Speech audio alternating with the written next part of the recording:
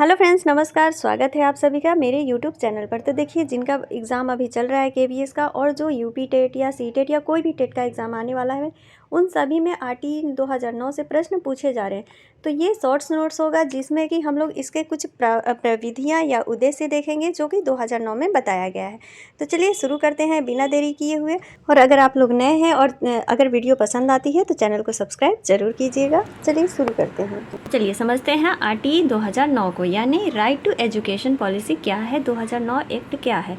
देखिए, तो ये लागू कब किया गया था? तो ये लागू किया गया था 1 अप्रैल 2010 को लागू किया गया था। अगर पूछ लेता है कि आरटी जो हमारा 2009 है ये कब लागू किया गया, तो 1 अप्रैल 2010 को लागू किया गया। ये भी याद रखिए कि जम्मू कश्मीर को छोड़ करके ये सभी राज्यों में लागू कर दिया गया था जो आरटी 2009 है। इसके बाद ये पूछ सकता है कि ये राज्यसभा में कब पारित हुआ या फिर लोकसभा में कब पारित हुआ। तो देखिए, यहाँ से शुरू करते हैं। इसको पारित किया गया था 20 जुलाई 2009 को। कहाँ पर? राज्यसभा में कब पारित किया गया था? तो 20 जुलाई 2009 को। लोकसभा में कब पारित हुआ था यह? तो ये 4 अगस्त को लोकसभा में पारित हुआ था। और 4 अगस्त को ही क्या हो गया था, मतलब पूरी टोटली तरह से इसको स्वीकार कर लिया गया था। लेकिन लागू कब किया गया? 1 अप्रैल 2010 को लागू किया गया। अब आगे बढ़ते हैं। अगला पॉइंट है कि 2 दिसंबर 2009 को कौन से संविधान संशोधन के द्वारा ये 2009 जो है एक्ट लाया गया था? तो ये लाया गया है 86वां संविधान संशोधन के द्वारा।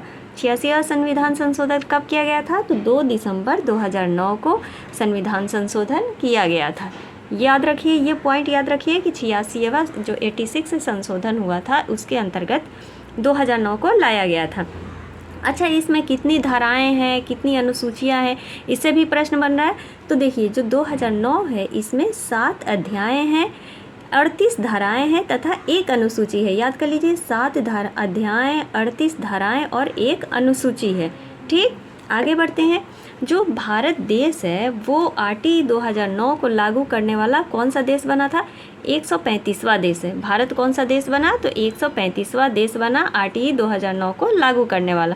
और प्रथम देश पूछ ले कि जो राइट एजुकेशन जो है उसको सबसे पहले किसने लागू किया था? तो वो किया था नॉर्वे ने। किसने किया है? नॉर्वे ने सबसे पहले इस नियम को लागू किया था। अगला है कि जब ये शिक्षा का अधिकार नियम है इसको अनुच्छेद 21A के तहत मौलिक अधिकार में शामिल कर दिया गया। मतलब किस अनुच्छेद के तहत इसको मौलिक अधिकार में शामिल किया गया, ये भी पूछ सकता है। तो कब? तो 21A अनुच्छेद के अंतर्गत इसको मौलिक अधिकार में जोड़ लिया गया। आई होप ये सारे पॉइंट्स आप लोगों को याद हो गए होंगे। एक शॉर्ट्स नोट्स आप लोग ज़रूर बना लीजिए। चलिए अब इसके प्रावधान को देखते हैं कि इसमें क्या क्या प्रावधान है, किस लिए यह बनाया गया, इसके क्या उद्देश्य हैं। आगे बढ़ते हैं हम लोग। तो इसका सबसे पहला प्रावधान तो यही है कि इसमें कहा गया है 2009 में कि जितने भी सभी बच्चे जो 6 से 14 वर्ष के आयु के हैं उनको निःशुल्क शिक्षा दी जाएगी। 6 से 14 वर्ष के जो बच्चे हैं उनको क्या किया जाएगा कि फ्री में शिक्षा दी जाएगी। और ये शिक्षा और क्या है कि अनिवार्य शिक्षा का भी प्रावधान होगा, यानी शिक्षा जो है अनिवार्य रूप से 6 से 14 वर्ष के बच्चों पर लागू होनी चाहिए निःशुल्क। अगला है, लेकिन इसमें क्या एक रखा गया है कि जो दिव्यांग बच्चे हैं उनकी उम्र कितनी बढ़ गई है? तो 6 से 18 वर्ष कर दी गई है। जो नॉर्मल बच्चे हैं उनकी उम्र क्या है? 6 से 14 वर्ष है। लेकिन जो दिव्यांग बच्चे हैं उनकी उम्र 2009 में 6 से 18 वर्ष कर दी गई है निःशुल्क शिक्षा और अनिवार्य शिक्षा के प्रावधान के लिए। इसका ये उद्देश्य मेन था जो कि एग्ज़ाम में हमेशा पूछ रहा है। अगला पॉइंट है, प्रवेश के आधार पर बालक की उम्र होगी। मतलब जब बच्चा, मान लीजिए बच्चा 10 साल के उम्र में प्रवेश ले रहा है तो उसको कौन सी कक्षा में एडमिशन देना चाहिए? तो वो उम्र के आधार पर होना चाहिए।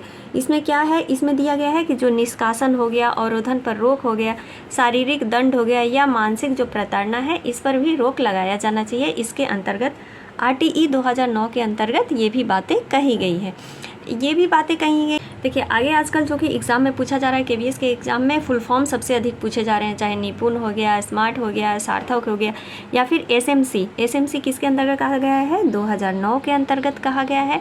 और एसएमसी का फुल फॉर्म क्या होता है? School management committee. क्या होता है? School management committee. इसको भी आप याद रखें।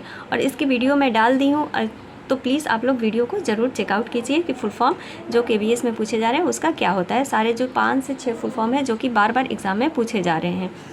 तो देखिए इसमें ये कहा गया है कि विद्यालय प्रबंधन समिति का एक गठन किया जाना चाहिए, जिसमें देखिए ये पॉइंट आप याद रखिए कि जिसमें कुल जो संख्या हो उसकी आधी महिला होनी चाहिए। जितनी भी मान लीजिए 10-20 संख्याएँ हैं उसमें आधी महिला होना चाहिए, तथा जो प्रबंधक होने चाहिए, जो मैनेजमेंट है, जो वहाँ के मैनेज करने वाले हों, उनकी 3/4 भाग में अभिभावकों का भाग हो, यानी जो स्कूल के बच्चे हैं उनके पेरेंट्स का भाग हो, जिसमें से भी आधी जो संख्याएं हैं वो महिलाएं हों।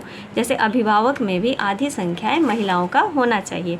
आगे क्या कहा गया है इसमें कि शिक्षक बनने के लिए शिक्षक पात्रता परीक्षा यानी टेट पास करना अनिवार्य है। इसमें ये भी प्रावधान किया गया है कि जो भी शिक्षक बने वो टेट एग्ज़ाम पास किए हुए हों। अगला है कि शिक्षकों का जो चुनाव है जनगणना तथा आपदा राहत कार्य के अलावा किसी अन्य शैक्षिक कार्य में नहीं लगाया जाना चाहिए। और इसमें यह भी कहा गया है कि जो सरकारी शिक्षक हैं उनको निजी ट्यूशन पर रोक लगानी चाहिए, मतलब वे निजी ट्यूशन नहीं दे सकते हैं। तो इस वीडियो में फ्रेंड्स इतना ही। आगे मिलते हैं अगले वीडियो में कुछ नए टॉपिक के साथ। तब तक के लिए धन्यवाद।